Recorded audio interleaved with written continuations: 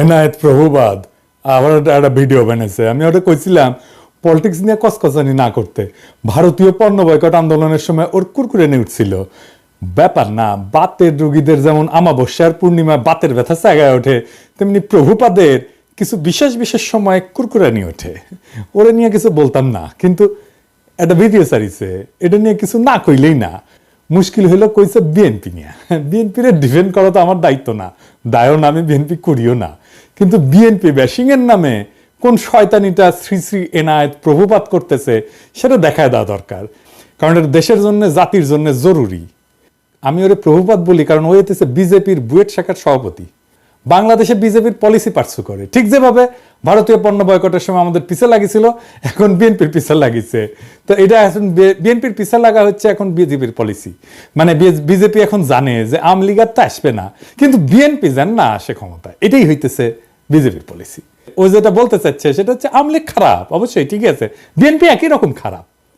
BNP একই রকম খারাপ একটা দল, এই বিএনপিকে ক্ষমতা আসতে দেওয়া যাবে না, ফেয়ার এনাফ। তো প্রভুবাদ আওয়ামী লীগের আমলে আওয়ামী লীগের শাসন নিয়ে কি কথা কবে পারছিল আপনারাই বলেন? তখন কিন্তু গোয়ার গু শুকায় গুটা হয়ে গেছিল, সেই সাহস হয় নাই। এখন ওর পৌরুষ জেগে উঠছে, বিপ্লবী হয়েছে, এখন এসেছে বিপ্লবী সাজিতে। ওই সময় কি কি করেছিল আসেন দেখি।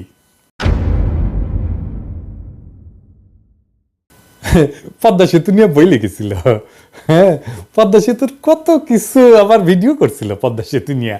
নির্বাচন আগে হাসিনার যেগুলো মেগা প্রজেক্ট, গুলো মেগা দুর্নীতির প্রজেক্ট, সেগুলো নিয়ে ও ভিডিও বানিয়েছিল। পদ্মা সেতু নিয়ে, মাতারবাড়ি নিয়ে, রামপাল নিয়ে, পায়রা নিয়ে, রূপপুর নিয়ে। রূপপুরে কি পরিমাণে টাকা মারিছে এখন সব খবর বাড়াচ্ছে, কিন্তু ওর কাছে আসে নাই গেল সেই খবর, ওইটা প্রমোট করে গেছে।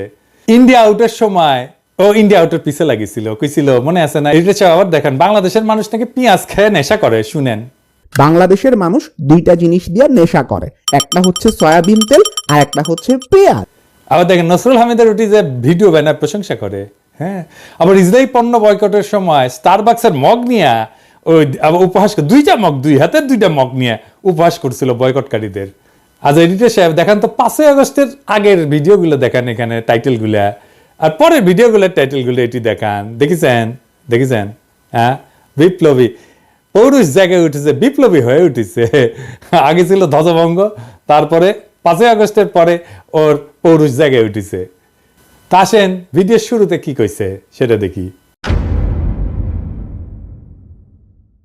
5ই অগস্ট বিকাল থেকে বিএনপির বিভিন্ন লেভেল থেকে এই দাবি আসতে থাকে যে আগামী 3 মাসের মধ্যে আপনাকে নির্বাচন দিতে হবে। তো ও বিএনপির দোষ দিতেছে। বিএনপি কেন বাংলাদেশের বর্তমান অন্তর্বর্তীকালীন সরকারের কাছে নির্বাচন চাইছে? তো একটা গণতান্ত্রিক দল তো নিজের দেশের সরকারের কাছে সুষ্ঠু নির্বাচন চাইবে না? বিএনপি তো হাসিনার কাছেও চাইছে নির্বাচন নাকি? তো এনাদের ওই যে বাবার দেশ ভারতের কাছে যে ওর নেতা সজীব ওয়াজেদ জয় 90 দিনের মধ্যে বাংলাদেশে নির্বাচন করায় দেওয়ার দাবি করলো, সেটা এনাদের ভাল লাগছে না? হ্যাঁ, দেখেছেন? আসেন একে একে অন্য অভিযোগগুলা দেখি। ওই করছে যে মার্কিন দূতাবাসের সূত্র নাকি দাবি করেছে যে তারেক রহমান বিভিন্ন কনস্ট্রাকশন কোম্পানি আর প্রতিষ্ঠানের কাছে চাঁদা চাইছিল। শুনেন, মার্কিন দূতাবাসেরই আরেকটা সূত্র বলতেছে তারেক রহমান কোটি কোটি ডলারের অবৈধ সম্পদ সংগ্রহ করছেন। ঢাকায় আগে একজন মার্কিন রাষ্ট্রদূত ছিলেন যার নাম জেমস এফ মরিয়ার্টি। উনি বলতেছেন তারেক রহমান শুধুমাত্র যে মোনেম কনস্ট্রাকশনের মতন একটা লোকাল কোম্পানির কাছ থেকে ঘুষ খাইছেন এমন না, বলে রাখি মোনেম কনস্ট্রাকশন তারেক রহমানকে 4.5 লক্ষ মার্কিন ডলার ঘুষ দিছিল। আসল কাহিনী হচ্ছে মার্কিন দূতাবাস এরকম কোনো দাবি করে নাই।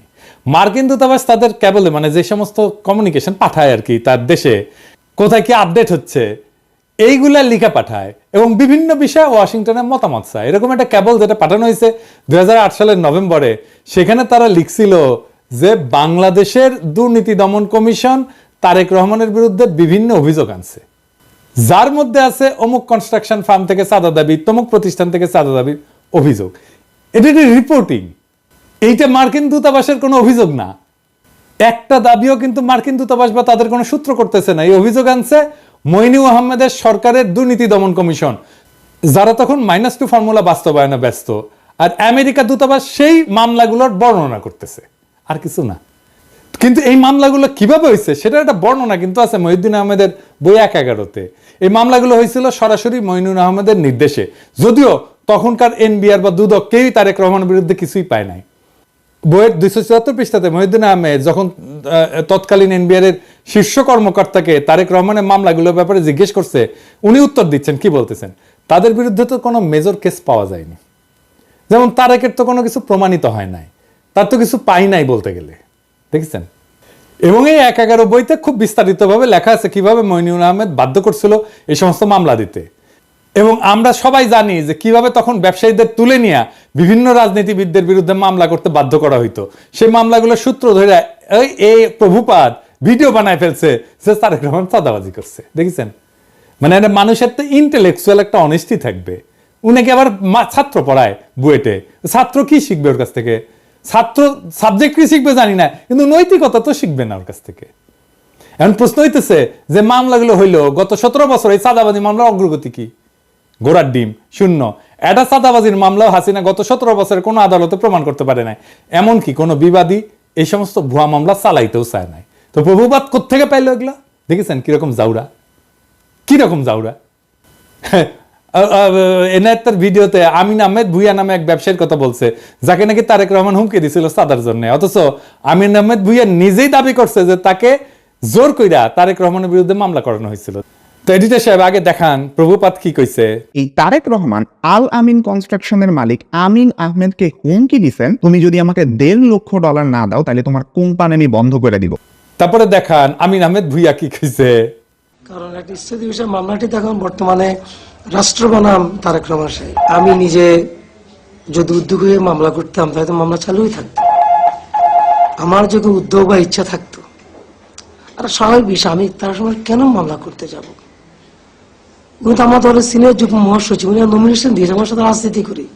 মানে প্রভুপাদ ভিডিওতে যার নাম উল্লেখ করে দাবি করছে যে তার কাছে তারেক রহমান চাঁদা চাইছে, সে নিজেই বলতেছে যে তার কাছে তারেক রহমান টাকা চায় নাই, তাকে মামলা করতে বাধ্য করছে মইনুল আহমেদের সরকার।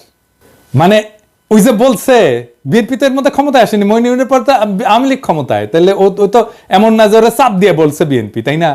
এইটা গেল প্রথম ধাপ্পাবাজি। দ্বিতীয় ধাপ্পাবাজি ধরি, প্রভুপাত দাবি করেছে যে তারেক রহমান নাকি বাংলাদেশের সিমেন্টসের সমস্ত চুক্তি থেকে 2% কমিশন নিয়েছিলেন।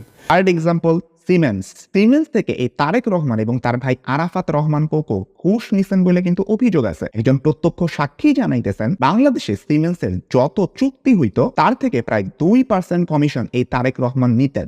সিমেন্সের বিরুদ্ধে আমেরিকার যে মামলা হয়েছিল সেই মামলা 20 পৃষ্ঠার রায়ে কোন ডকুমেন্টে তারেক রহমান সিমেন্সের কাছে টাকা চাইছে বা তারেক রহমানকে সিমেন্স 1 টাকাও কখনো দিছে এমন কোনো কথার উল্লেখই নাই। এই যে তাহলে এই তথ্য প্রভুপাত কোথায় পাইছে?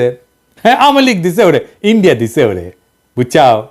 আচ্ছা, এরপরের ঘটনা আর এটা ইন্টারেস্টিং, কারণ এটা থেকে আরো পরিষ্কার হয়ে যাবে যে এই প্রভুপাদের বেসিকই ক্লিয়ার না। ওই দাবি করেছে যে টঙ্গীতে একটা 80 মেগাওয়াট প্ল্যান্ট নির্মাণের জন্য চীনা কোম্পানি হারবিন তারেক রহমানকে $7.5 লাখ মার্কিন ডলার ঘুষ দিছিল। শুনে 12ই অগাস্ট প্রধান উপদেষ্টার সাথে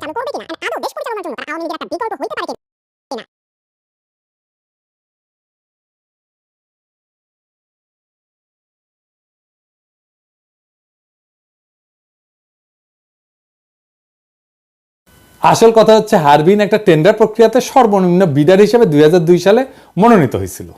এই দরপত্র নিয়ে কোনো মামলা হয়নি কখনোই। তাই হারবিনকে কাজ দিতে তারেক রহমান ঘুষ দিছিল দাবি ভুয়া, কারণ যার টেন্ডার সর্বনিম্ন হয় সে তো এমনি কাজ পাবে। মামলাটা আসলে কি ছিল? মামলাটা ছিল হারবিন এবং তাদের বাংলাদেশের পার্টনার নির্মাণ কনস্ট্রাকশনের টঙ্গীর বেসিক শিল্পনগরীতে যে পাওয়ার প্ল্যান্ট বানানোর কাজ পায় সেটার ওয়ার্ক অর্ডার নিয়ে। খাদিজা বেগম গিয়াসউদ্দিন আল মামুনকে দিয়ে পাওয়ার প্ল্যান্টের ওয়ার্ক অর্ডারটা তাড়াতাড়ি বের করে আনে। তো এটা কনসালটেন্সি ফি হিসাবে কিছু টাকা দিছিল বলে খাদিজা বেগম নিজে দাবি করছে আদালতে। খাদিজা বেগম পুরা মামলা কোথাও বলেন নাই যে এই টাকা তারেক রহমান খাদিজা বেগমের কাছে চাইছে বা দিতে বাধ্য করছে। তাই 2013 সালে এই মামলায় তারেক রহমানের নাম ছিল, কিন্তু তারেক রহমানকে খালাস দেয় আদালত। মানে হাসিনার আমলে তারেক রহমান আদালত থেকে খালাস পায়, হাসিনার আমলে।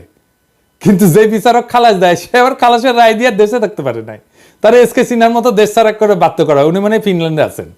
এরপর প্রভুপাদ দাবি করেছে যে তারেক রহমান নাকি বসুন্ধরা গ্রুপের কাছ থেকে 21 কোটি টাকা নিয়েছিল একটা মামলার বিচার প্রভাবিত করতে। বসুন্ধরা গ্রুপের মালিকের একজন ছেলে আছে, নাম হচ্ছে শাফিয়াত সোবহান স্থানভীর। এ কিন্তু আনভীরেরই ভাই। আর বিরুদ্ধেও একটা খুনের মামলার বিচার প্রভাবিত করতেও তারেক রহমান 21 কোটি টাকা নিয়েছিলেন বলে অভিযোগ আছে। এই গল্পটা তখন ডিজিএফআই বানায় পেপারগুলোকে খাওয়াইছিল, যেটা 2016 সালে ডেইলি স্টারের মাহফুজ আনাম নিজেই স্বীকার করছে। সে বলছে ডিজিএফআই বানানো গল্প ছাপানোতে তার ব্যাড এডিটোরিয়াল জাজমেন্ট ছিল। ভুয়া গল্পটা হাসিনার ইন্ডিয়ার দালাল এনায়েত আজকে ওই জেনজিদের খাওয়াইতে আসছে, কোনো ধরনের রিসার্চ না কইরাই কিরকম জাউরা দেখেন। আকবর সোবহান সাহেবের ছেলেকে বাঁচানোর জন্য তারেক জিয়া এত কোটি টাকা দিচ্ছে, একদম ফিগারটা সব উল্লেখ ছিল, 50 কোটি টাকা দিচ্ছে। এটা খুব সুন্দর। তুমি প্রথমে তোমাকে বলতে হবে ডেইলি স্টারে ছাপা হয় না, শুধু প্রত্যেকটা কাগজে লিড করেছেন। না প্রত্যেকটা, আই ডোন্ট রিমেম্বার দ্যাট। না আমার মনে আছে না, এই প্রত্যেকটা কাগজে ওটা ছেপেছে। আমি মনে করি যে আমার সাংবাদিকতার সময়ে ওই সময়ে ডিজিএফআই এর দেওয়া নিউজ আনসাবস্টেন্টেটেড, আমি যেটা ইন্ডিপেন্ডেন্টলি প্রমাণ করতে পারি নাই, ওটা আমি লিখেছি, ইন্ডিপেন্ডেন্টলি ভেরিফাই করতে পারছি না। কিন্তু তুমি যদি আমাকে জিজ্ঞেস করো আমার সাংবাদিক জীবনে, এডিটরের জীবনে ওটা হচ্ছে একটা বিরাট ভুল। আমি ভুল করেছি। ওই সময় ডিজিএফআই এর দেওয়া নিউজ আমার ছাপানো উচিত হয়নি। ইট ওয়াজ এ ব্যাড এডিটোরিয়াল জাজমেন্ট। আমি অপকটে স্বীকার করি। কিন্তু ঘটনা হচ্ছে যে যতগুলো দুর্নীতির অভিযোগ আনছে তারেক রহমানের বিরুদ্ধে, সবগুলো 111-এর সরকার। এবং 111 তো আপনারা জানেন এটা ইন্ডিয়ার সরকার ছিল, তাই না? এই 111-এর সরকার ইন্ডিয়া হাতে বাংলাদেশকে তুলে দেয়। এই যে ওই সময় 111 ডিজিএফআই মানে যারা আসলে ইন্ডিয়ার বানানো জিনিস, বানানো তরকারি খাওয়াইছিল, সেই জিনিসটা খাওয়াইতেছে প্রভুপাদ আইসকা জেনজিদের। এবার আসেন খাম্বানিয়া মিথ্যাচারের আলাপটা করি। ওই 111-এর সরকারের সময় খাম্বা দুর্নীতি সহ বিদ্যুৎ খাতের দুর্নীতি তদন্তে ওরিব ইউনিভার্সিটি বুয়েটের সাবেক ভিসি আব্দুল মতিন পাটোয়ারির নেতৃত্বে একটা তদন্ত কমিটি তৈরি করা হয়েছিল। সেই রিপোর্টটা পর্যন্ত এখনো প্রকাশ হয়নি। খোঁজ নিয়ে জানা যায় যে এই সময় 100 কোটি টাকা মূল্যের খুঁটি সংগ্রহ করছে এরকম 4টা প্রতিষ্ঠান ছিল। এর মধ্যে 3টেই ছিল আওয়ামী লীগ সমর্থিত ঠিকাদারি প্রতিষ্ঠান। এই 5 বছরে আরইবির মোট খুঁটির বেশিরভাগ সরবরাহ করে আওয়ামী লীগ সরকারের সমর্থক ব্যবসায়ী কাজী শাহাদ আহমেদের মালিকানাধীন জেনকম গ্রুপের 5টা প্রতিষ্ঠান। এই গ্রুপ একাই 511 কোটি 30 লাখ টাকার কাজ পায়। এছাড়া আওয়ামী লীগ সরকারের সময় আরইবির খুঁটির পুরাটাই যোগান দেয় এই প্রতিষ্ঠান। 2002 থেকে 2003 সাল বিএনপি সমর্থিত ঠিকাদারদের ছোট ছোট আরো কয়েকটা প্রতিষ্ঠান কাজ পেলেও 100 কোটি টাকার মতো কাজ করছে গিয়াসউদ্দিন আল মামুনের মালিকানাধীন খাম্বা গ্রুপের 2টা প্রতিষ্ঠান। তবে জোট সরকারের 5 বছরে প্রথম 1 বছর এই প্রতিষ্ঠান কিন্তু কোনো কাজ পায়নি। জোট সরকারের 5 বছরে আরইবির লাইন অধিগ্রহণের আওতায় মোট 879 কোটি 31 লাখ 22 হাজার টাকার কংক্রিট খুঁটি কেনা হয়। এর মধ্যে জেমকন গ্রুপের 5টা প্রতিষ্ঠান খুঁটি সরবরাহ করে 511 কোটি 30 লাখ টাকার, কনফিডেন্স গ্রুপ সরবরাহ করে 119 কোটি 79 লাখ টাকার খুঁটি, খাম্বা গ্রুপের 2টা প্রতিষ্ঠান সরবরাহ করে 102 কোটি 10 লাখ টাকার খুঁটি। এবার এই যে সে পাশে লেখেন তো, কন্টেক্ট গ্রুপ সরবরাহ করে 85 কোটি 4 লাখ টাকার। এছাড়া টেস্কো পাওয়ার লিমিটেড 24 কোটি, রয়্যাল গ্রিন 13 কোটি, লুমেক রুম্বার 20 কোটি ও এবং অন্য একটা প্রতিষ্ঠান নাম ভুলে গেছি 25 লাখ টাকার একটা খুঁটি সরবরাহ করে। 2003-4 সালে আরইবির মোট খাম্বা কেনে 214 কোটি টাকার। এর মধ্যে জেমকন 104 কোটি, মানে অর্ধেকেরই। খাম্বা 41 কোটি, কনফিডেন্স 31 কোটি, কন্টেক্ট 26 কোটি, টেস্কো পাওয়ার 20 কোটি, রয়্যাল গ্রিন 5 কোটি টাকার কাজ পায়। 2004-5 সালে আরইবির মোট খুঁটি কেনে 194 কোটি টাকা। এর মধ্যে জেমকন 87 কোটি টাকা, খাম্বা মাত্র 29 কোটি, কনফিডেন্স 27 কোটি, কন্টেক্ট 21 কোটি, রয়্যাল গ্রিন 5 কোটি টাকা, অন্য একটা কোম্পানি 2 কোটি টাকার কাজ পায়।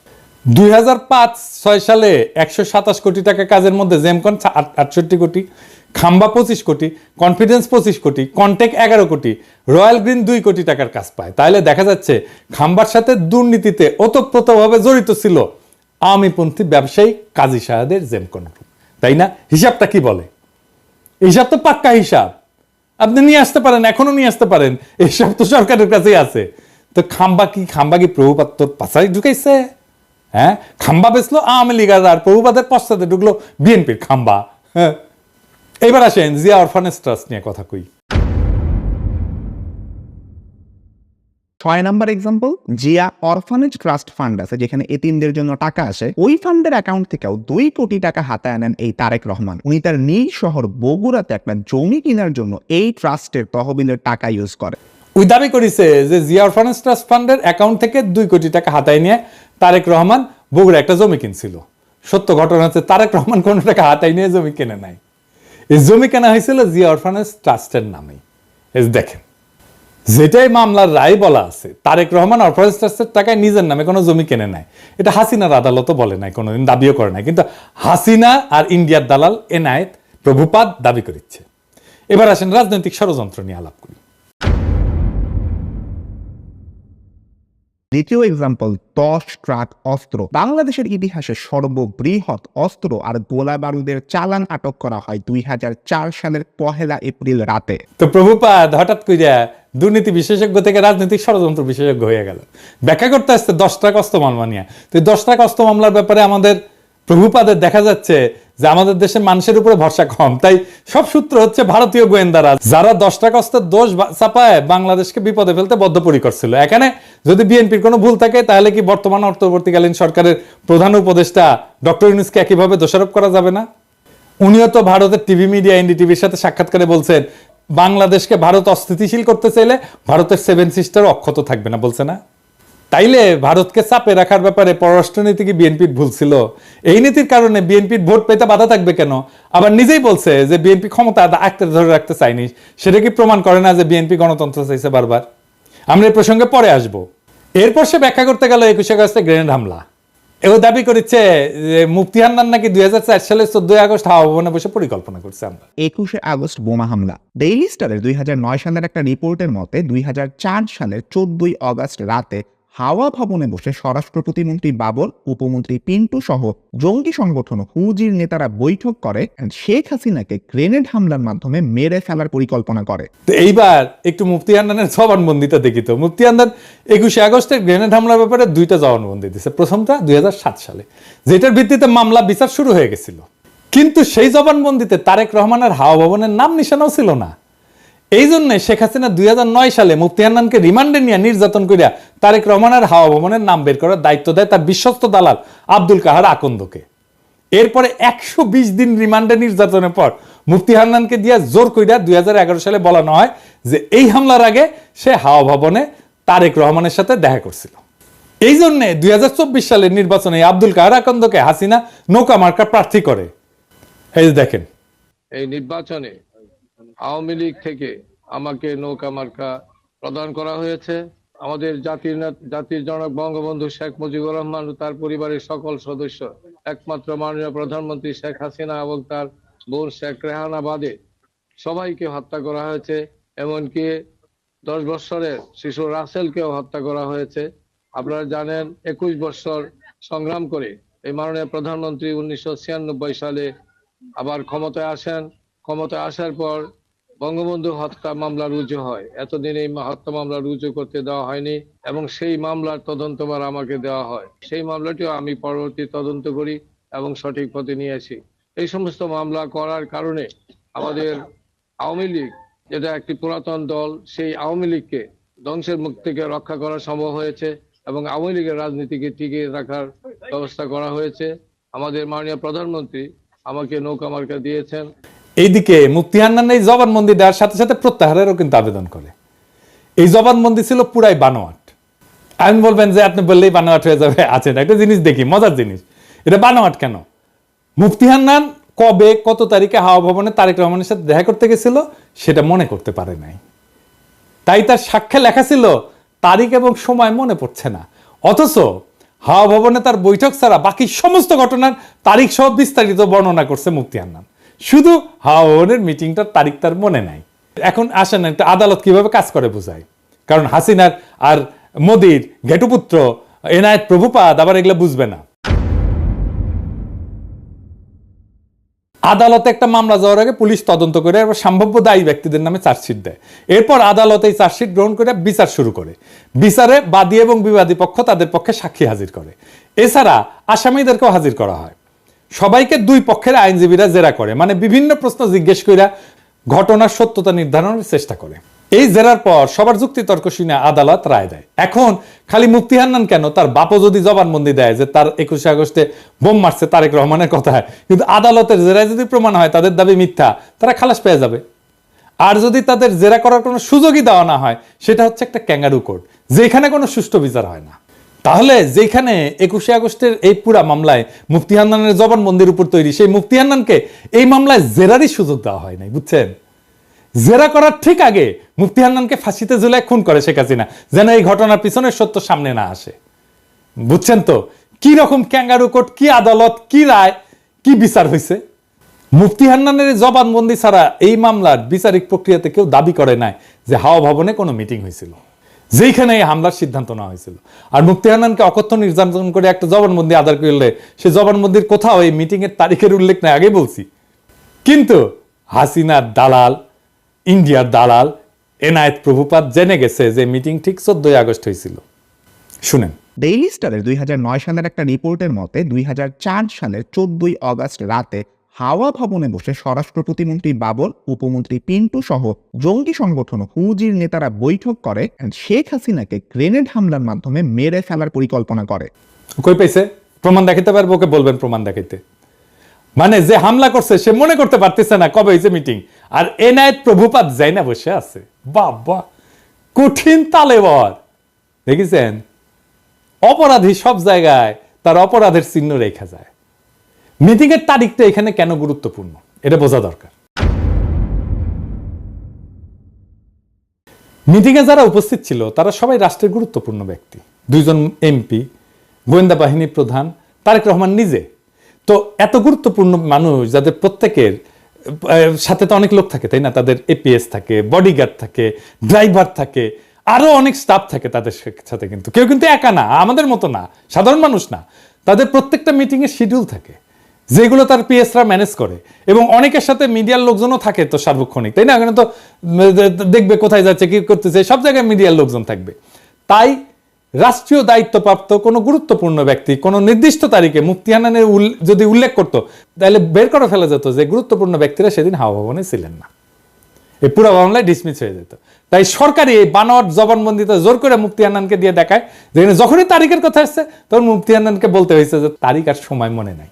এই এমপি, এতগুলো এমপি, 2 জন এমপি, স্বরাষ্ট্রমন্ত্রী, তারপরে তারেক রহমান, এতগুলো লোকের একটা দিন হাওয়া ভবনে গেছে, ওইটা বাইর করা যাবেই যাবে যদি এটা ঘটে থাকে সত্যি সত্যি।